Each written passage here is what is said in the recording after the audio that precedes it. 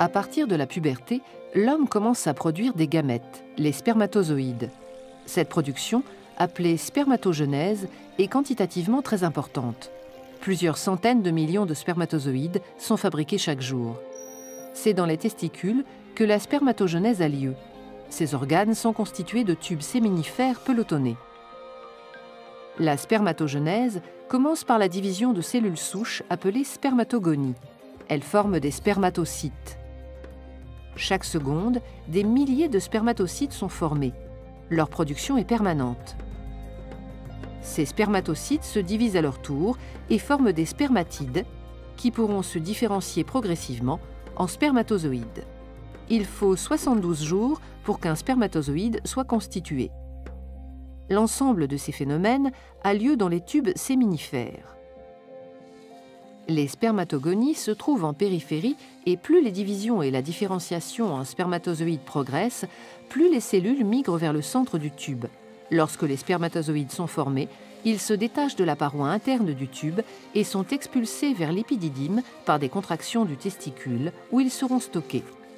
Une hormone sécrétée dans le sang par certaines cellules du testicule, les cellules de Leydig, est indispensable pour que la spermatogenèse se déroule dans les tubes séminifères.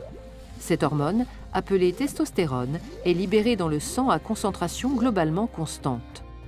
La sécrétion de testostérone par les cellules de Leydig est contrôlée par le cerveau, en particulier par le complexe hypothalamo-hypophysaire.